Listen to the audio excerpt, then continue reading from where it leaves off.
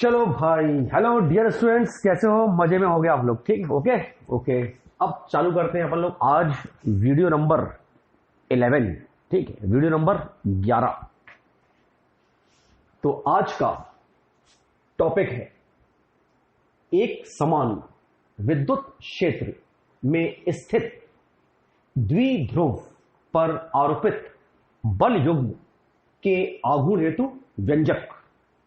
और व्यंजक आएगा टाउ बराबर पी ई साइन थीटा। जो बलयुग्म का आघूर्ण है उसे दर्शाते हैं टाउ से, देखा था 11th क्लास में। और स्मॉल पी है द्विध्रुव आघूर्ण, कैपिटल ई है विद्युत क्षेत्र की तीव्रता, और थीटा है वेक्टर पी और वेक्टर ई के मध्य बनने वाला कोण। ठीक है, तो एनसीईआरटी के मुताबिक एक के बाद एक आगे आगे चल रहे हैं अपन। ठीक, चल तो करते हैं स्टार्ट। तो बातें हुई थी लास्ट वीडियो में कि जो एक समान विद्युत क्षेत्र है उसका मतलब होता है जिसके सारे बिंदुओं पर विद्युत क्षेत्र की तीव्रता यानी कि विद्युत क्षेत्र की शक्ति बिल्कुल एक जैसी हो, कहीं ज्यादा कहीं कम ऐसा ना हो। और चर्चा हुई थी लास्ट वीडियो में कि एक समान विद्युत क्षेत्र में जो विद्युत बल रेखाएं हैं ये होती हैं परस्पर समांतर एवं समदूरस्थ। तो ये हमने बनाई परस्पर समांतर विद्युत बल रेखाएं, तो ये दर्शाएंगी एक समान विद्युत क्षेत्र को। इसका मतलब इसके सारे बिंदुओं पर यहां भी जो तीव्रता है वो होगी एक जैसी, कहीं ज्यादा कहीं कम ऐसा नहीं होगा। और जैसा कि आप देख रहे हैं एरो में, तो इस विद्युत क्षेत्र यानी कि वेक्टर ई की दिशा है ऐसी, देख रहे हैं आप एरो में। चलो, अब हमने क्या किया, इस विद्युत क्षेत्र में रखा एक बढ़िया विद्युत द्विध्रुव, बना रहे हैं विद्युत द्विध्रुव को। ये रखा विद्युत द्विध्रुव, और सारा हिंदुस्तान जानता है कि विद्युत द्विध्रुव में होते हैं दो आवेश, प्लस क्यू और माइनस क्यू। ठीक, और द्विध्रुव के दोनों आवेशों के बीच की दूरी को आप दर्शाते हैं 2L से। तो 2L ये हो गया द्विध्रुव के दोनों आवेशों के बीच की दूरी। फिर इस द्विध्रुव को अपन ने दे दिया नाम, इस सिरे को नाम दे दिया A, इस सिरे को नाम दे दिया B। ठीक, अच्छा, और माना ये विद्युत द्विध्रुव AB विद्युत क्षेत्र यानी कि वेक्टर E की दिशा के साथ कोण बना रहा है थीटा। कोण कितना बना रहा है? थीटा। बहुत बढ़िया। अब एक बात सुनो, अपन ने टॉपिक किया था विद्युत क्षेत्र की तीव्रता। तो वहां देखा था आपने कि विद्युत क्षेत्र की तीव्रता की परिभाषा के अनुसार तीव्रता E बराबर होता है F/Q, यानी कि बल बटे आवेश का परिमाण। और अगर आप यहां से Q का कर दे तिर्यक गुणा, तो बल का सूत्र मिल जाएगा आपको Q × E। समझ रहे हो?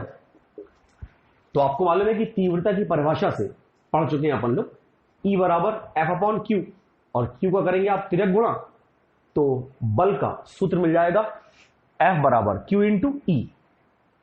इससे यह शिक्षा मिली आपको कि किसी भी आवेश Q को अगर आप E तीव्रता वाले विद्युत क्षेत्र में रखोगे तो विद्युत क्षेत्र आवेश पर जो बल लगाएगा, इस बल का मान होगा Q × E। भर लो मस्तिष्क में कि विद्युत क्षेत्र के द्वारा किसी भी रखे गए आवेश पर लगने वाला बल होता है Q × E। और अब जो बोल रहे हैं उसको बिल्कुल सुन लो कान खोल के। आपने विद्युत क्षेत्र में जो आवेश रखा है, अगर वो होगा धनावेश, कैसा होगा? धनावेश, तो धनावेश पर लगने वाले बल की दिशा यानी कि QE ये होती है विद्युत क्षेत्र की दिशा में। ठीक है, तो धनावेश पर सदैव जो बल लगेगा Q × E, इसकी दिशा होगी विद्युत क्षेत्र की दिशा में। वीडियो रिवाइंड करके बार बार सुन लेना। और अगर रखा गया आवेश होगा ऋणावेश, तो इस पर लगने वाले बल की दिशा ये होती है विद्युत क्षेत्र की विपरीत दिशा में। अब यहां पर आओ, चित्र में आओ।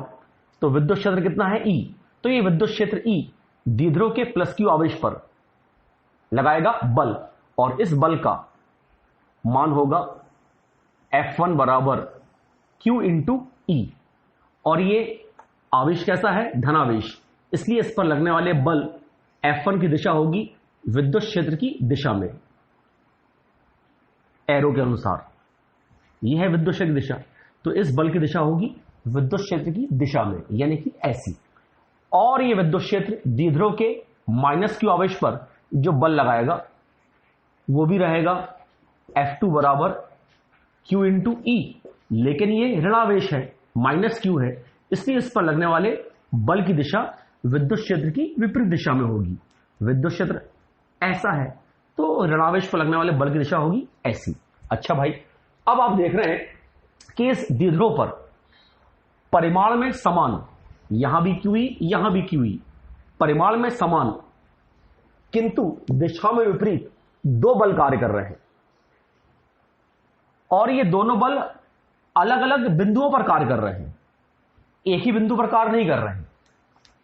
अगर ये दोनों बल जो कि परस्पर विपरीत दिशा में है, अगर ये एक ही बिंदु पर कार्य करते, यहां बल लगता QE और यहां विपरीत दिशा में बल लगता QE, तो दोनों आपस में हो जाते निरस्त।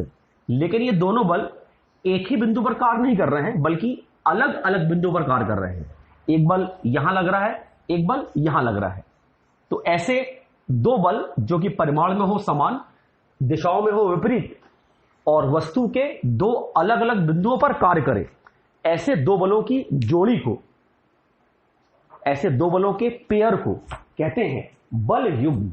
बल युग्म, बल युग्म का मतलब दो बल जिनकी दिशाएं परस्पर विपरीत हो, परिमाण समान हो और वस्तु में अलग अलग बिंदुओं पर कार्य करें। और जो बल युग्म है, इसकी प्रवृत्ति, इसकी आदत, इसकी टेंडेंसी होती है वस्तु को घुमाने की, रोटेट करने की।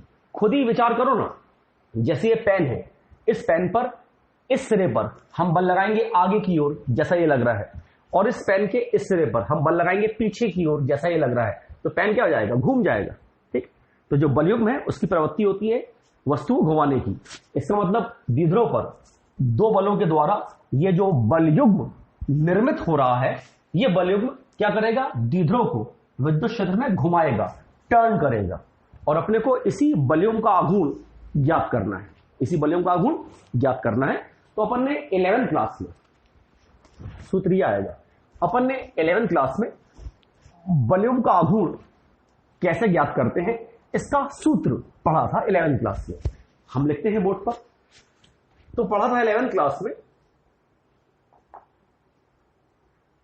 बल युग्म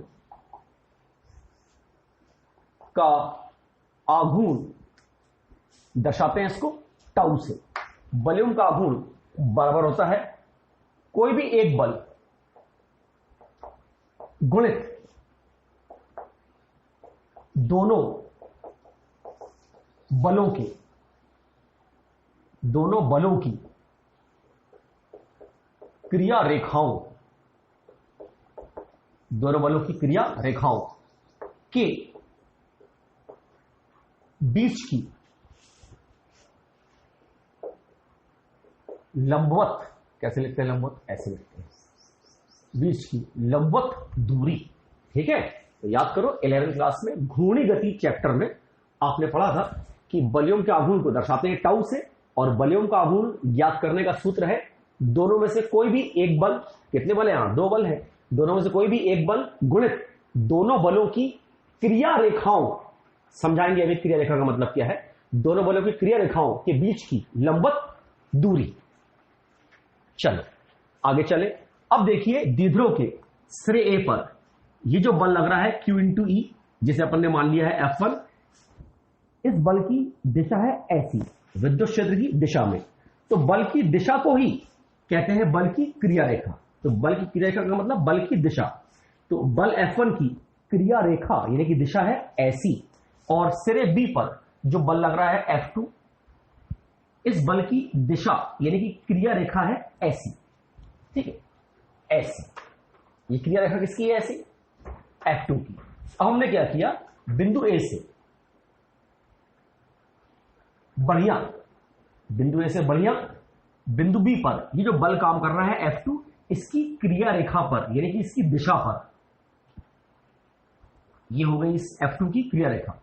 तो बिंदु ए से हमने बल F2 की क्रिया रेखा पर ये गिराया लंब AC, ये कोण कितना 90। तो इस दूरी AC को हम लोग कहेंगे दोनों बलों की क्रिया रेखाओं के बीच की लंबवत दूरी, ठीक है। तो AC क्या बोलेंगे आप, बल F1 की क्रिया रेखा और बल F2 की क्रिया रेखा के बीच की लंबवत दूरी, ठीक है।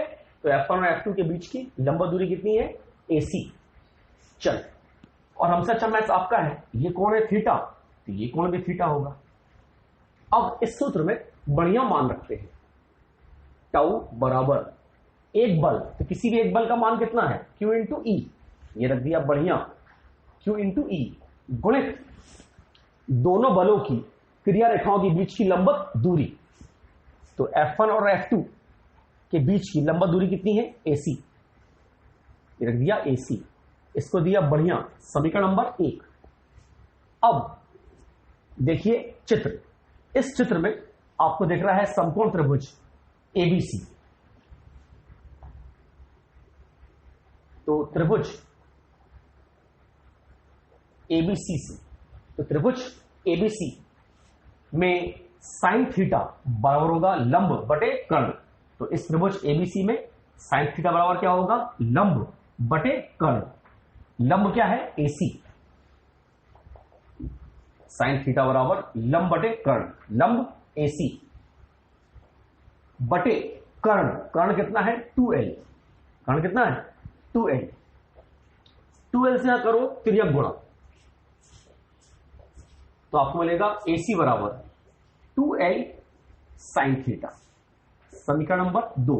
अब बढ़िया बेहतरीन समीकरण 2 से AC का मान आप रख दो समीकरण 1 में। तो समीकरण 2 से 1 में मान रखने पर, मान रखो टाउ बराबर Q E इंटू AC के स्थान पर 12 साइन थीटा, 12 साइन थीटा।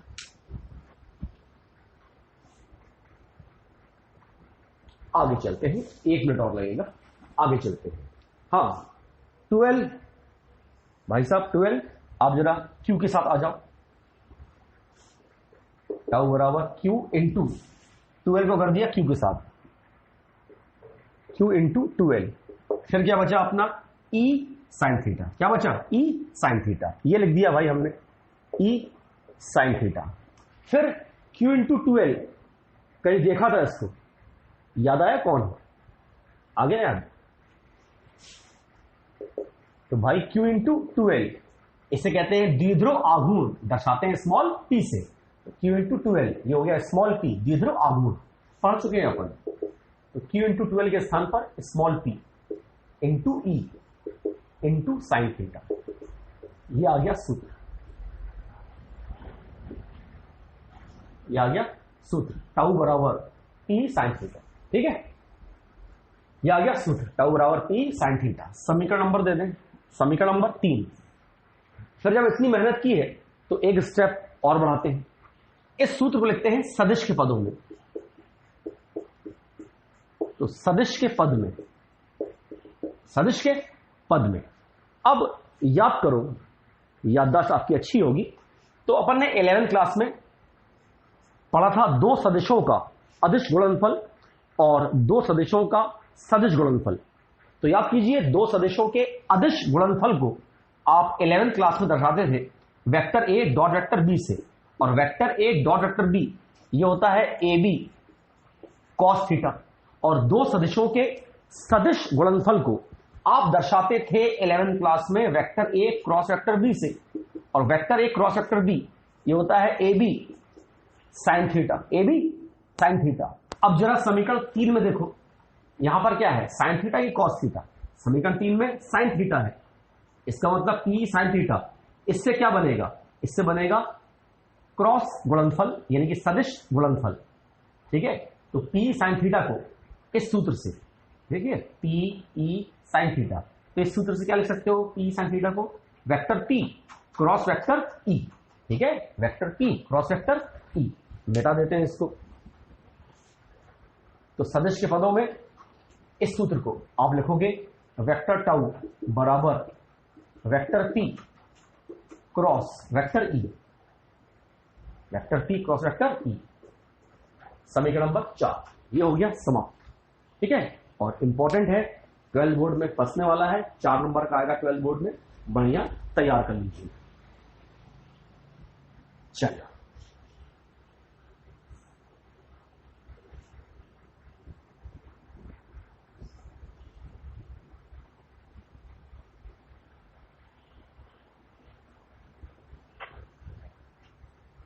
फिर 12 बोर्ड में जनरली क्वेश्चन ऐसा आता है कि एक समान विद्युत क्षेत्र में स्थित द्विध्रुव पर आरोपित बलों के आघूर्ण हेतु व्यंजक प्राप्त कीजिए और इस व्यंजक की सहायता से द्विध्रुव आघूर्ण को यानी कि स्मॉल पी को परिभाषित कीजिए। ऐसा क्वेश्चन आता है कि ये व्यंजक निकालो और इसकी सहायता से द्विध्रुव आघूर्ण को यानी कि स्मॉल पी को परिभाषित करो। तो चलिए लगे हाथ, इस व्यंजक की सहायता से स्मॉल पी यानी कि द्विध्रुव आघूर्ण को हम लोग परिभाषित भी कर देते हैं। ठीक, करते हैं परिभाषित। तो सुनना, निकालते हैं परिभाषा। तो यदि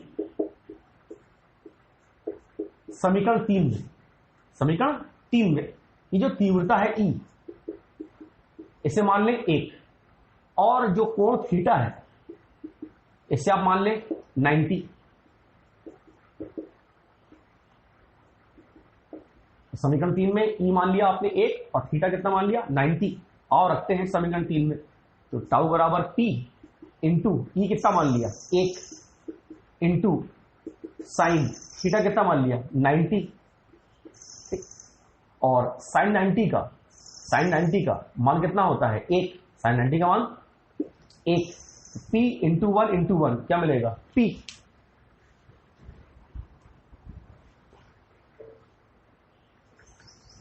तो इस रिजल्ट से, इस परिणाम से अपन लोग स्मॉल p यानी कि द्विध्रुव आघूर्ण की निकालते हैं परिभाषा। ठीक है, निकाल रहे हैं परिभाषा, और याद कर लो परिभाषा आती है 12 बोर्ड में इस व्यंजक के साथ। तो निकाल रहे हैं परिभाषा, तो जिसको मारेंगे पेन उसी का नाम लेंगे। तो परिभाषा ऐसी होगी कि द्विध्रुव आघूर्ण, जिसको मारेंगे पेन उसी का नाम लेंगे, द्विध्रुव आघूर्ण संख्यात्मक रूप से उस बलयूम के आघूर्ण के बराबर होता है जो इकाई तीव्रता वाले विद्युत क्षेत्र में परस्पर लंबवत रखे द्विध्रुव पर कार्य करता है। एक बार फिर से बोल दे, रिवाइंड करके याद कर लेना कि द्विध्रुव आघूर्ण संख्यात्मक रूप से उस बलयूम के आघूर्ण के बराबर होता है जो इकाई तीव्रता वाले विद्युत क्षेत्र में परस्पर लंबवत रखे 90 का मतलब लंबवत रखे द्विध्रुव पर कार्य करता है। चल, फिर इसके बाद एक नोट में आपको पॉइंट बताते हैं, बहुत आईएमपी पॉइंट है, ऑब्जेक्टिव में खूब आता है और आपके भविष्य के लिए भी अच्छा है। एक पॉइंट बताते हैं नोट का, समझ जाना है। पॉइंट ऐसा है कि अगर विद्युत द्विध्रुव आईएमपी पॉइंट है, तो अगर विद्युत द्विध्रुव रखा होगा एक समान विद्युत क्षेत्र में, एक समान विद्युत क्षेत्र का मतलब जिसके सारे बिंदुओं पर विद्युत क्षेत्र की तीव्रता एक जैसी हो, यहां तीव्रता E तो यहां भी E, यहां भी E, यहां भी E। तो अगर द्विध्रुव रखा होगा एक समान विद्युत क्षेत्र में, तो उस पर केवल बलयुग्म कार्य करता है, उस पर कार्य करता है केवल बलयुग्म, और द्विध्रुव पर कार्य करने वाला नेट बल, द्विध्रुव पर कार्य करने वाला नेट बल शून्य होता है। ठीक है, तो अगर द्विध्रुव रखा होगा एक समान विद्युत क्षेत्र में, तो उस पर केवल बलयुग्म कार्य करेगा, दो बलों की एक जोड़ी कार्य करेगी, लेकिन द्विध्रुव पर ले देकर कुल मिलाकर लगने वाला नेट बल या परिणामी बल ये रहेगा शून्य। क्यों होगा शून्य? क्योंकि इस तरह बल कितना का काम कर रहा है Q इंटू E इस दिशा में, यहां भी उतनी बल काम कर रहा है Q इंटू ई, लेकिन विपरीत दिशा में। तो दोनों बलों का परिणामी बल कितना निकलेगा? 0 निकलेगा। इसका मतलब द्विध्रुव रखा होगा एक समान विद्युत क्षेत्र में, तो उस पर केवल एक वॉल्यूम काम करेगा, द्विध्रुव पर लगने वाला नेट बल या परिणामी बल 0 रहेगा। लेकिन अगर रिवाइंड करके बार बार सुन लेना, लेकिन अगर द्विध्रुव रखा होगा असमान विद्युत क्षेत्र में, यानी कि जिसके अलग बिंदुओं पर तीव्रता हो अलग अलग, तो अगर द्विध्रुव रखा है असमान विद्युत क्षेत्र में, तो मान लो यहां तीव्रता है E1 और यहां तीव्रता है E2, और मान लो Q इंटू E1, मान लो इसका मान है 20 न्यूटन, एग्जाम्पल दे रहे हैं, और Q इंटू E2 इस बल का मान है मान लो 12 न्यूटन, इस बल का मान है 12 न्यूटन। अब 20 न्यूटन बल काम कर रहा है द्विध्रुव पर इस दिशा में, और 12 न्यूटन बल काम कर रहा है द्विध्रुव पर इस दिशा में, विपरीत दिशा में। इसका मतलब इस द्विध्रुव पर लगने वाला नेट बल ये कितना हो जाएगा? 20 माइनस 12 बराबर 8 न्यूटन। इसका मतलब द्विध्रुव पर एक नेट बल भी काम करेगा, कितने न्यूटन का? 8 न्यूटन का। किस दिशा में? बड़े वाले बल की दिशा में, यानी कि इस दिशा में। तो क्या निष्कर्ष निकला कि अगर द्विध्रुव रखा होगा असमान विद्युत क्षेत्र में, तो द्विध्रुव पर बल युग्म के साथ साथ, दो बलों की जोड़ी के साथ साथ एक नेट बल भी कार्य करेगा। और जब इस द्विध्रुव पर, इस एग्जाम्पल के मुताबिक इस द्विध्रुव पर जब इस दिशा में 8 न्यूटन का बल कार्य करेगा, तो द्विध्रुव बलयुग्म के आघूर्ण कारण क्या होता है? घूमता है, और ये जो नेट बल है इसके कारण क्या होगा? आगे खिसकेगा। इसका मतलब द्विध्रुव रखा होगा असमान विद्युत क्षेत्र में, तो द्विध्रुव घूमने के साथ साथ आगे भी बढ़ेगा। लेकिन अगर द्विध्रुव रखा होगा एक समान विद्युत क्षेत्र में, एक समान विद्युत क्षेत्र में, तब द्विध्रुव पर केवल वॉल्यूम काम करेगा, नेट बल काम नहीं करेगा। यानी कि एक समान विद्युत क्षेत्र में द्विध्रुव केवल घूमेगा, आगे नहीं बढ़ेगा। लेकिन अगर द्विध्रुव रखा होगा असमान विद्युत क्षेत्र में, तब उस पर वॉल्यूम के साथ साथ एक नेट बल भी कार्य करेगा। तो वॉल्यूम से वो घूमेगा और नेट बल से आगे बढ़ेगा। इसका मतलब एक समान विद्युत क्षेत्र में द्विध्रुव में केवल घूर्णी गति होगी, और असमान विद्युत क्षेत्र में द्विध्रुव में घूर्णी गति के साथ साथ रेखीय गति भी होगी, दोनों गतियां होंगी। ठीक है, तो उसको रिवाइंड करके बार बार सुन लेना, हम बोलेंगे बार बार तो टाइम खराब होगा। चल अब करते हैं इस पर एक सवाल, वॉल्यूम के आघूर्ण पर करते हैं एक सवाल। सवाल ऐसा है,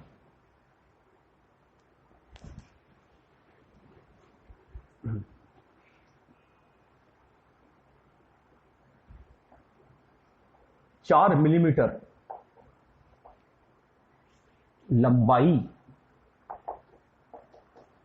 वाले द्विध्रुव के आवेश प्लस माइनस 3 गुणित 10⁸ कूलाम है।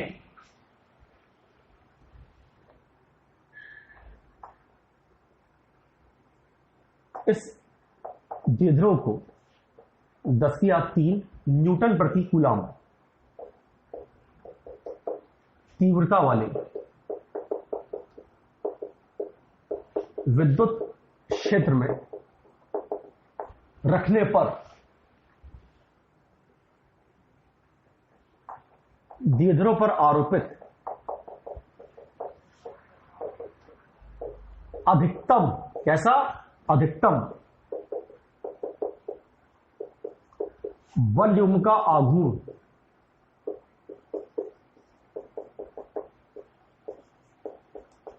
ज्ञात कीजिए। ठीक है, तो अपने को द्विध्रुव पर आरोपित अधिकतम वॉल्यूम का आघूर्ण ज्ञात करना है। चलिए भाई करते हैं इस सवाल को हल। पहले चेक करें किसका मान कितना दिया है। जब आप 12th बोर्ड में क्वेश्चन सॉल्व करेंगे, ठीक है, तो इसको याद से लिखा कीजिए कि दिया है फलाना इतना, ढिकामा इतना, अटरम इतना, गटरम इतना, ये लिखा करो। तो दिया है Q यानी कि द्विध्रुव के किसी भी एक आवेश का परिमाण कितना है? 3 गुणित 10⁸ कूलाम। परिमाण हमेशा होता है धनात्मक।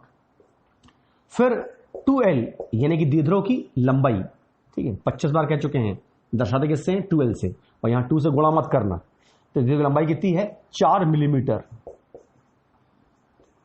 मिलीमीटर को बदलेंगे मीटर में, और बता चुके हैं 25 बार, मिलीमीटर को बदलोगे मीटर में, गुणा होगा 10⁻³ से। फिर E यानी कि विद्युत क्षेत्र की तीव्रता, ये आपको दी है 10⁻³ न्यूटन प्रति कूलाम, और द्विध्रुव पर लगने वाले वॉल्यूम का अधिकतम मान निकालना है, यानी कि टाउ मैक्सिमम निकालना है। ठीक है भाई, और अपन ने आज देखा कि द्विध्रुव पर आरोपित वॉल्यूम का आघूर्ण निकालने का सूत्र आया था, टाउ बराबर पीई साइन थीटा, जहां पी है द्विध्रुव आघूर्ण, लेकिन सवाल में द्विध्रुव आघूर्ण नहीं दिया है, तो पहले द्विध्रुव आघूर्ण का मान निकालेंगे, इन्हें स्मॉल पी का मान निकालेंगे। तो 25 बार सुन चुके हो, द्विध्रुव आघूर्ण स्मॉल पी बराबर क्या होता है, Q इंटू 2L। Q का मान ये लिखा है 3 गुणित 10⁻8, 2L द्विध्रुव की लंबाई 4 गुणित 10⁻3। हल करें, ठीक ठीक है, 3 चुरकी 12, 10⁻8, 10⁻3, 10⁻11, और मात्रक क्या है, मात्रक क्या है इसका, कूलाम इंटू मीटर। यहां मात्रक ना लिखो चलेगा, क्योंकि ये उत्तर थोड़ी ना है, आंसर नहीं है। चलो, अब टाउ बराबर होता है पी साइन थीटा, और आपको निकालना है वॉल्यूम के आघूर्ण का अधिकतम मान, मैक्सिमम मान। और आपने पढ़ा है मैथमेटिक्स में, बायोलॉजी वालों निराश मत होना, तो पढ़ा है आपने मैथमेटिक्स में कि साइन 90 डिग्री, साइन 90 डिग्री की वैल्यू होती है 1, और 1 साइन थीटा का सर्वाधिक मान है, अधिकतम मान है। साइन थीटा का मान 1 से ज्यादा नहीं होता, 1 से कम होता है, लेकिन 1 से ज्यादा नहीं होता। तो अगर आप यहां पर थीटा कितना ले लेंगे, 90, तो साइन 90 की वैल्यू होती है 1, और 1 साइन थीटा का अधिकतम मान है, सर्वाधिक मान है। अतः थीटा 90 लेने पर जो वॉल्यूम का आघूर्ण है वो भी आपको मिलेगा अधिकतम, मैक्सिमम। इसका टाउ मैक्सिमम कितना होगा, पीई साइन 90, साइन 90 की वैल्यू 1, और 1 साइन का अधिकतम मान है। चलो, पी स्मॉल पी का मान निकाल चुके हैं, 12 गुणित 10⁻11। ई का मान, ई का मान यह है, ई का मान 10⁻3, 12 गुणित 10⁻11 और 10⁻3, ऋण 11 धन 3, बचेगा ऋण 8। ये आया द्विध्रुव पर लगने वाले वॉल्यूम के आघूर्ण का अधिकतम मान, और वॉल्यूम के आघूर्ण का मात्रक यह है न्यूटन इंटू मीटर, 11वीं क्लास में भी देखा था।